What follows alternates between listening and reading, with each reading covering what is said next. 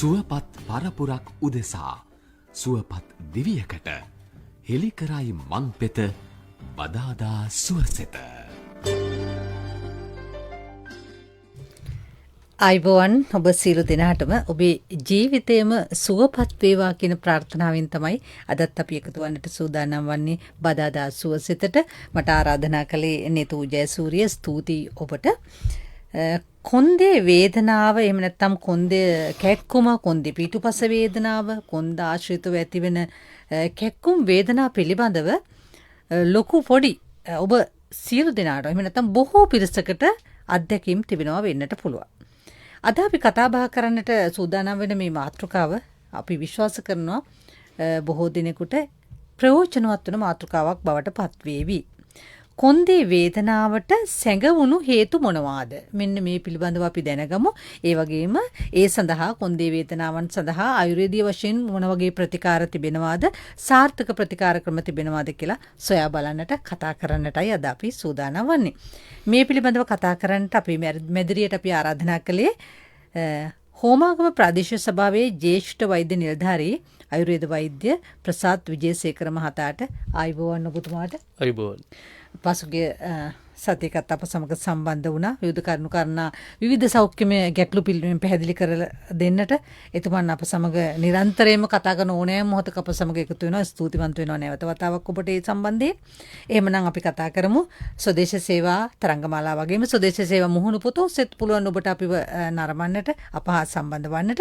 දුරකථනයත් විවෘත කරනවා. මේ අපේ කතා බහ අතරතුරම ඔබට මේ සම්බන්ධයෙන් තිබෙන ප්‍රශ්නත් අපි විමසන්නට අවස්ථාව ලබා දෙනවා. එහෙමනම් මතක් කරනම් දුරකථනය 0112 68යි 94යි 28 0112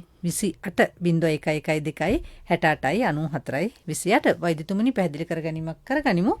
මේ කොන්දේ කැක්කුම කියලා කියන්නේ මොකක්ද? ඇත්තටම අද කොන්දේ කැක්කුම ගැන කතා කරනකොට වයස් ભેදයක් නැතිව කොන්දේ කැක්කුමක් නැති කෙනෙක් නැති තරමට පත් වෙලා තියෙනවා. මොකද අපිට රෝගීන් ගැන කතා කරනකොට සමහර වෙලාවට බොහෝ වෙලාවට කතා කරන දෙයක් තමයි කුතුනටිය වේදනාවක් කියලා එනවා. එහෙම නැත්නම් බෙල්ල වේදනාවක් කියලා එනවා. එහෙම නැත්නම් බෙල්ල වේදනාවත් එක්ක අත දිගේ යන වේදනාවක් කියලා කියනවා. ඉතින් මෙන්න මේ විදිහට විවිධාකාරයේ කොන්ද ආශ්‍රිතව, කොඳු වැට පෙළ ආශ්‍රිතව ඇතිවන වේදනාවල් අද වෙනකොට ගොඩාක් බහුල වෙලා තියෙනවා. එතකොට අපි අර මාතෘකාව ගත්තා මේ කොඳු වැට පෙළේ සම්බන්ධයෙන් කොන්දේ වේදනාවට සැඟවුණු හේතුව කියලා.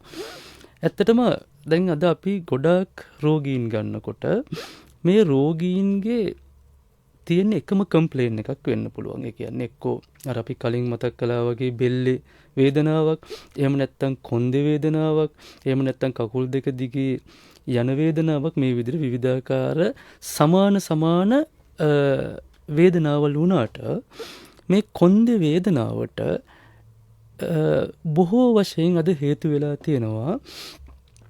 අපි කියනවා මේ ඒකට ගොඩක් අය දන්නවා මේ ස්ලිප්ඩ් ඩිස්ක් කියලා. සමහර පේෂන්ට් ලැවිලා කියනවා මේ මගේ ඩිස්ක් එක ස්ලිප් වෙලා තියෙනවා ડોක්ටර්. MRI ස්කෑන් රිපෝට් එකකින් තමයි මේක දැනගත්තේ. ඊට පස්සේ තමයි මට මේ වැඩේ වුණේ කියලා. ඉතින් මට හිතුණා බහුලවම අද අපිට දකින්න ලැබෙන මේ ස්ලිප් ඩිස්ක් කියලා කියන හින්දා ඇති වෙන කොන්දේ වේදනාව ගැන කතා කරන්න. එතකොට අපි මුලින්ම කතා කරමු මොකද්ද මේ ඩිස්ක් එක කියලා කියන්නේ කියලා. ඒ කියන්නේ දැන් අපි දන්නවා අපේ කොඳු ඇට පේලි අතර මේ කොඳු ඇට අතර තියෙනවා කුෂන් එකක්. මෙන්න මේ කුෂන් එක තමයි අපිට පහසුවෙන් නැමෙන්න, අපිට බලන්න, හැරෙන්න මේ හැම දෙයකම මේ කොඳු ඇට පේලිය පහසුවෙන් මූව් කරන්න පහසු කරන්නේ මේ කොඳු ඇට පේලිය අතර තියෙන කුෂන් එක. අපි නම්‍යශීලී වෙන්න. මේකට සිංහලෙන් කියනවා අන්තර් කශේරුක මඩල කියලා. ඒ කියන්නේ කශේරුකා දෙකක් අතර තියෙන මේ කුෂන් එක. අපිට පහසු ඒක ඇත්තටම ඒ කුෂන් එකෙන් අර මම කියපු ඉරියව් පවත්ව ගන්නවා වගේම අපිව අපේ ස්නායු මාර්ගය ආරක්ෂා කරනවා. අපි දන්නවා අපි මේ කොඳු වැට පෙළ මැදින් අපි සුෂුම්නා ස්නායු යනවා. මේ කොඳු වැට පෙළිය ස්නායු ආරක්ෂා කරගන්න, අපේ බර දරාගන්න, ඒ වගේම අලයින්මන්ට් එක, ඒ කියන්නේ අපේ සමතුලිතතාවය පවත්ව ගන්න, ඒ වගේම කම්පන අවශෝෂණය කරගන්න මේ කියන කුෂන් එක හරිම වැදගත් වෙනවා. එතකොට අපි අර කිව්වේ අන්තර් කශේරුක මඩල නැත්තම් ඩිස්ක් එක. එහෙම නැත්තම් ඉන්ටර්වර්ටිබ්‍රල් ඩිස්ක්. මේ වර්ටිබ්‍රා අතර තියෙන ඩිස්ක් එක තමයි ඔය දැන් අපි මේ කතා කරන්න යන්නේ. එතකොට මේකට ස්ලිප් ඩිස්ක් කියලා කියන්නේ ඇයි කියලා බලමු.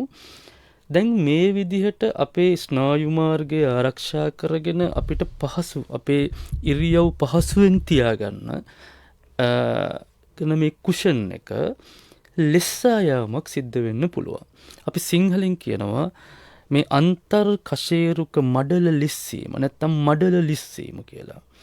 අන්න ඒ වගේ මෙන්න මේ කුෂන් එක ලෙස්සලා ගියොත් එහෙම. ඒ කියන්නේ මේ කුෂන් එක තියෙන පිහිටුමෙන් ස්නායු මාර්ගයේ පැත්තට ආවොත් එහෙම ඔන්න ඒ වෙලාවේ ඉඳන් ඒ කුෂන් එක මඩල ඒ කුෂන් එක ලිස්සපු තැන ඉඳන් වේදනාව පටන් ගන්නවා. ඔන්න ඕක තමයි අපි කියන්නේ ස්ලිප්ඩ් ඩිස්ක් එක කියලා. එහෙම නැත්තම් අර අන්තර් කශේරුක මඩල ලිස්සීම කියලා. එතකොට මේක වෛද්‍ය විද්‍යාත්මකව මේ ඩිස්ක් එක ස්ලිප් වෙන එක ප්‍රධානම ආකාර තුනකින් වෙනවා. එකක් අපි කියනවා ඩිස්ක් එක බල්ජ් වෙනවා කියලා. Disc Bulge. අනිත් එක තමයි ඩිස්ක් එක ප්‍රොලැප්ස් වෙනවා. එහෙම නැත්නම් ඩිස්ක් එක ප්‍රොට්‍රූෂන් එකකට යනවා. ඊට පස්සේ ඩිස්ක් හර්නියේෂන් එකක් වෙනවා කියලා. ඒ කියන්නේ මම මේ කිව්වේ අර මූලික අවස්ථාවේ ඉඳන් ටික ඩිස්ක් එක එළියට ස්නායු මාර්ගයේ පැත්තට එනකොට මොන විදිහටද මේ ඩිස්ක් එක ස්ලිප් වෙන්නේ කියලා. හැබැයි මම මේ සඳහන් කරපු ඒ එක විදිහට ඩිස්ක් එක ස්ලිප් වෙන ආකාරات එක්ක අපිට දැනෙන රෝගී තත්වය, අපිට දැනෙන රෝග ලක්ෂණ, ඒ වගේ මේකේ සිවියරිටි එක අපි මොකද්ද කරන්න ඕන කියන එක වෙනස් වෙනවා.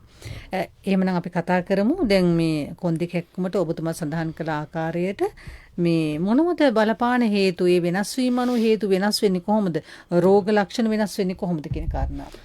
ඇත්තටම මේ ඩිස්ක් එක ස්ලිප් වෙනවා කියනකොට මේ අපේ මේ අන්තර් කශේරුක මඩල නැත්තම් ඩිස්ක් එකේම ලේසියෙන් ස්ලිප් වෙන විදිහට නෙමෙයි ස්වභාවිකවම සකස් වෙලා තියෙන්නේ.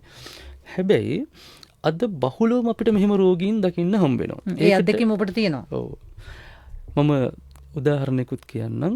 දැන් මේ රීසන්ට්ලි ළඟදී දවසක අවුරුදු 26ක ෆුට්බෝල් ෆුට්බෝල් ක්‍රීඩා කරන ක්‍රීඩකයෙක් එනවා මව හම්බ වෙන්න.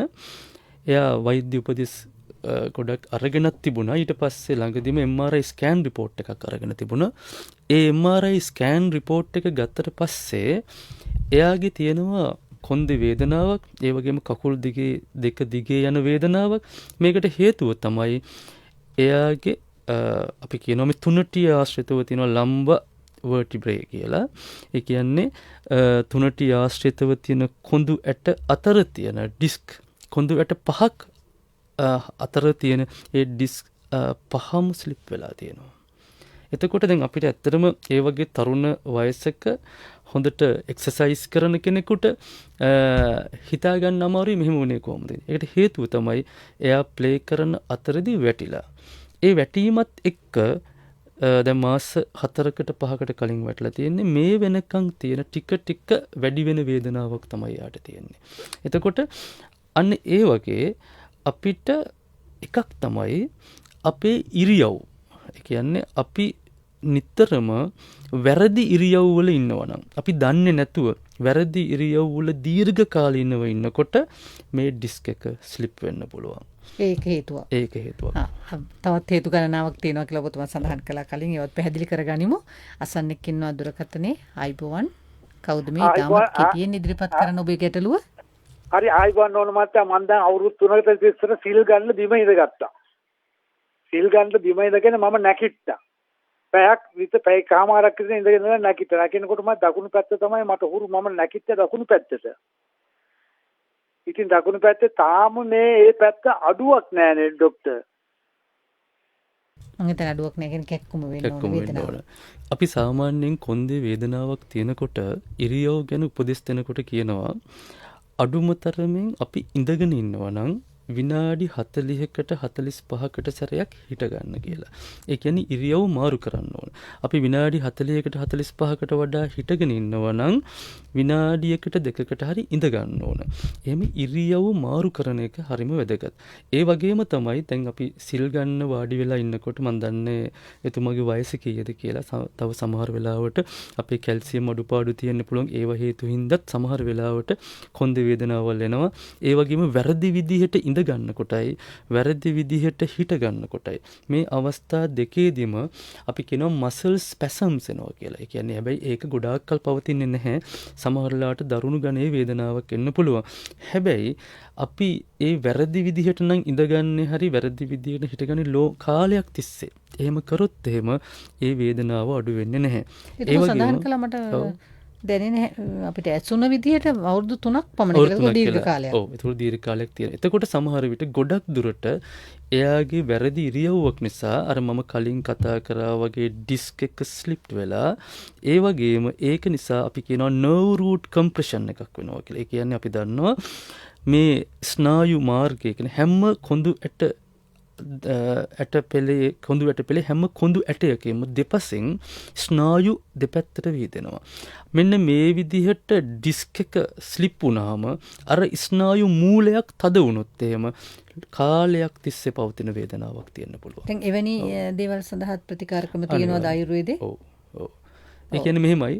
දැන් අපි ස්නායු මූලය දැන් අපි කලින් කතා කරා වගේ ඩිස්ක් එක ස්ලිප් වුණාම ඒ වගේම ඒ ඩිස්ක් එක ස්ලිප් වීම නිසා එන ඊළඟ ප්‍රතිඵලයක් තමයි මේ nerve root එක compress වෙන එක, nerve root compression එක. එතකොට ඒකට ප්‍රතිකාර තියෙනවා. ඒ nerve root compression එකක් වෙලා තියෙනවා නම් අපි MRI scan ස්නායු පද්ධතියට බලපාලා එතකොට අපිට MRI scan report එකකින් බලන්න පුළුවන්. ඒ වගේම අත්දැකීම් තියෙන වෛද්‍යවරයෙකුට එයාගේ රෝග ලක්ෂණ අනුව තීරණය කරන්න පුළුවන් මේ ස්නායු තදවීමක් තියෙනවද නැද්ද කියලා. එතකොට ඒ රෝග ලක්ෂණ බලලා ප්‍රතිකාර කරන්න පුළුවන්, සුව කරන්නත් පුළුවන්. වෛද්‍යතුමනි දැන් ඔබතුමාලා සඳහන් කළ උදාහරණයත් එක්කම දැන් ප්‍රතිකාර ගන්නට ආපු ඒ අවුරුදු 26ක තරුණයාට දැන් තත්ත්වය මොකක්ද කියන්නේ මේ ඊයේ පෙරේදද ප්‍රතිකාර ගන්නට සුවයක් තියෙනවද? සති 2-3ක් ඇති. එතකොට දැන් අපි එයාගේ ප්‍රතිකාර පටන් අරගෙන තියෙනවා. ඒ ප්‍රතිකාරත් එක්ක එයාගේ රෝග ලක්ෂණ අඩු වෙලා තියෙනවා. එතකොට අපිට පුළුවන් මාස 3ක් විතර ප්‍රතිකාර කරලා නැවත බලන්න MRI scan report එකක් අරගෙන හරි ගොඩක් වෙලාවට එහෙම ගන්න ඕන වෙන්නෙත් නැහැ. මොකද රෝගියාගේ රෝගේ සුව වෙනවා. ඔව්. දැන් ආයුර්වේද පැත්තෙන් බලනකොට ආයුර්වේද ක්‍රමයට අනුව මොන ආකාරයේ ප්‍රතිකාරද පත්තුද තෙල් ජාතිද කොහොමද මේ ප්‍රතිකාර සකස් වෙන්නේ? ගොඩක් වෙලාවට දැන් මේ වගේ ප්‍රශ්නකදී අපි අභ්‍යන්තර ඖෂධ දෙනවා වගේම බාහිර ප්‍රතිකාරත් කරනවා. එතනදී අභ්‍යන්තර ඖෂධවලදී අර ඔබ කිව්වා වගේ බොන බෙහෙත් වර්ග තියෙනවා. ඒවා පෙති ආකාර, කරල් ආකාරයෙන් තව ඩ්‍රින්කින් මෙඩිසින්ස් විදිහට. ඒ වගේම තමයි බාහිර ප්‍රතිකාරවලදී තෙල් අභ්‍යංග කරන එක, තෙල් ආලේප කරන එක, සමහර පේස්ට් වර්ග ගන්න එක. මොකද අපි උදාහරණයක් විතර ගත්තොත් එහෙම දැන් අපි ඩිස්ක් බල්ජින් එකක් හරි නැත්නම් ඩිස්ක් ප්‍රොලැප්ස් එකක් හරි තියෙනකොට එතන තියෙනවා ඉන්ෆ්ලමේෂන් එකක්. ඒ කියන්නේ පොඩි ප්‍රදාහික තත්වයක් තියෙනවා. ඒක තමයි ගොඩක් වෙලාවට පේන් එකක් ගොඩක් තදට එන්න හේතුව. එතකොට අපිට අර බාහිරව තෙල් ආලේප කරන එකෙන් ඊළඟට පත්තු ආලේප කරන එකෙන් අපි ඒතන සුව කරන එක ඉක්මන් කරගන්න පුළුවන් අර ප්‍රදාහික තත්ත්වය අඩු කරගෙන. එතකොට ඒ වගේ අර මේකේ ප්‍රතිකාර පද්ධතියක් තියෙන්නේ. අපි වේදනාවට වේදනානාශක දෙනවා වගේ නෙමෙයි ආයුර්වේද ප්‍රතිකාර කරන්නේ. අපි කියනවා රෝග නිදානයට ප්‍රතිකාර කරනවා කියලා. රෝගය හඳුනගෙන ඒ රෝගය ක්‍රමක්‍රමයෙන් සුව වෙන ප්‍රතිකාර පද්ධතියක් තමයි ඉම්ප්ලිමන්ට් කරන්නේ රෝගියෙකුට. අපි දැන් අර හේතු අතරට ලක්ෂණ වලට කතා කරානේ නේ. කුඳුනාරටිය අපි ආශ්‍රිත ඉරියව් ගැන කතා කරා. දැන් අපි කිමුකෝ උදරයේ ඇතිවන තත්ත්වයන් මහඩි ගෙඩි වගේ දෙයක් හරි එවැනි දේවල් බලපෑමක් ඇති වෙන්නේ නැද්ද? පුළුවන්.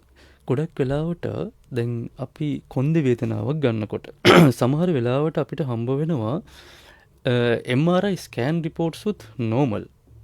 හැබැයි එයාගේ දැන් අපි කාන්තාවක් ගත්තොත් එහෙම කාන්තාවන්ගේ ගර්භාෂයේ තියෙන ගෙඩි නැත්නම් අපි ගර්භාෂගත අර්බුද නැත්නම් ෆයිබ්‍රොයිඩ් කියලා කියනවා. මෙන්න මේ වගේ අවස්ථාවල කොන්ද වේදනාවල් එන්න පුළුවන්. ඒ වගේම තමයි ගර්භාෂයේ පිහිටීම. අපි කියනවා ඇන්ටිවර්ටඩ් යුටරස් රෙට්‍රෝවර්ටඩ් යුටරස් කියලා. අන්න ඒ වගේ රෙට්‍රෝවර්ටඩ් ඒ කියන්නේ ගර්භාෂයේ පිහිටීම මත කොන්ද වේදනාවල් එන්න පුළුවන්. ඒ වගේම තමයි මුත්‍රාශය ආශ්‍රිතව හරි එහෙම නැත්නම් වකුගඩු ආශ්‍රිතව හරි ගල් තියෙනවා නම් කොන්ද වේදනාවල් එන්න පුළුවන්. ඉතින් ඒ වගේම තමයි කොන්ද ආශ්‍රිතව ගෙඩි තියෙනවා නම් අපි දන්නේ නැතුව ගෙඩියක් කරේ පිළිකා වගේ තියෙනවා නම් ඒත් කොන්ද වේදනාව එන්න පුළුවන්. එතකොට අර කොන්දට දැන් අපි කතා කරේ ඩිස්ක් එක බල්ජන එක ගැන. නමුත් ඊට අමතරව මේ වගේ හේතු නිසා කොන්ද වේදනාවල් එන්න පුළුවන්. දැන් ශල්‍ය කර්ම වැනි දෙයක් කරන්නට පුළුවන්ද? දැන් මේ කොන්ද දෙකක්ම තියෙන රෝගීන්ට අපි බොහෝ විට අපි ක්ෂණිකව හොයන දේවල් තමයි ඊට ඉක්මනින් මේක එක්කම වේදනාව අපිට සමනය කරගන්න පුළුවන්. ඒ සඳහා තමයි අපි වැඩිපුර යොමු වන්නට සූදානම් වෙන්නේ. දැන් ශල්‍ය කර්ම ප්‍රතිකාරකම සාර්ථකද එසේ කළ යුතු සුදුසුද ආයුර්වේදයේ මොකද්ද ඒකට විසඳුම? ඇත්තටම හරිම හොඳ ප්‍රශ්නයක්. මොකද ඒකට හේතුව සමහර රෝගීන් ඇවිල්ලා අහන දෙයක් තියෙනවා. මේ කොන්ද දෙකක්ම මෙච්චර කාලයක් තියෙනවා මට මේකට සර්ජරි එකක් කරගන්න කියලා තියෙනවා මම මේක කරන්න දෙපාද කියලා. ඇත්තටම අපි සර්ජරි එකක් ගැන කතා කරනකොට සර්ජරි එකක් කරන්න ඕන අත්‍යවශ්‍යම වෙලාවකදී විතරයි. මොකද ඒකට හේතුව තමයි දැන් හැබැයි මේ ස්පයිනල් ඩිසෝඩර්ස් වලට බෙල්ලේ හරි කොන්දේ හරි සර්ජරිස් ගොඩාක් හොඳ මට්ටමට දියුණු වෙලා තියෙනවා.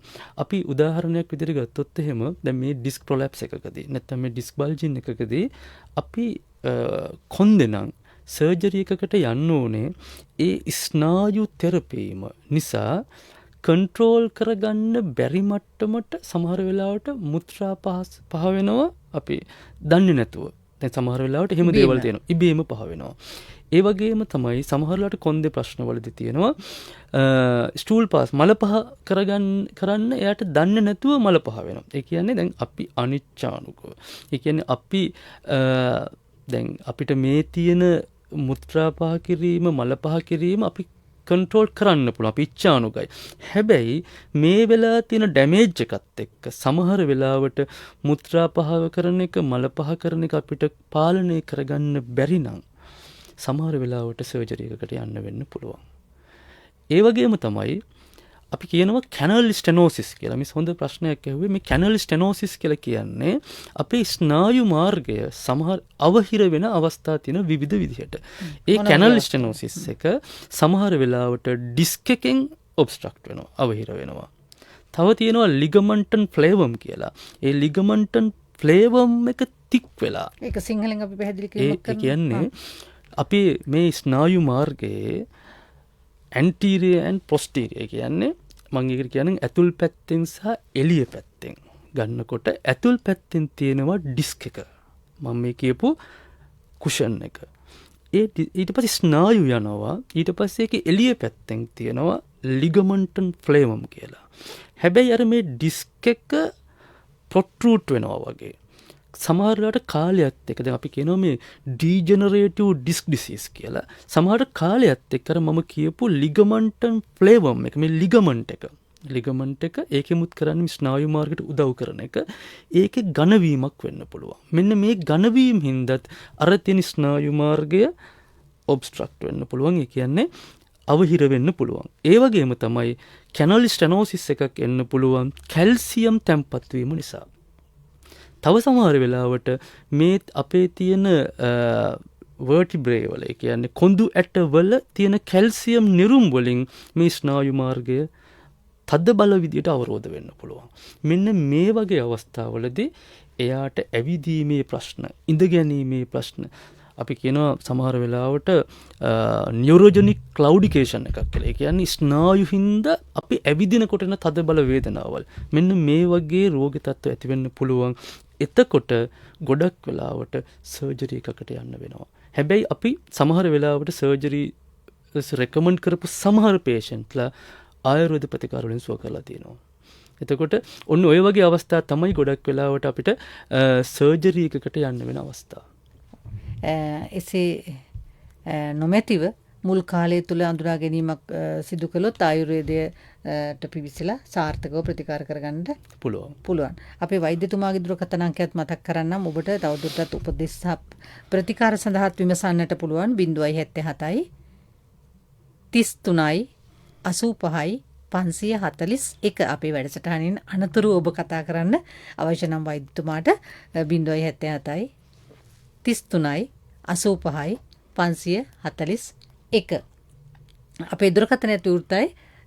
ඔබට අවශ්‍ය නම් කතා කරන්නට පුළුවන් 0112 68යි 94යි 28.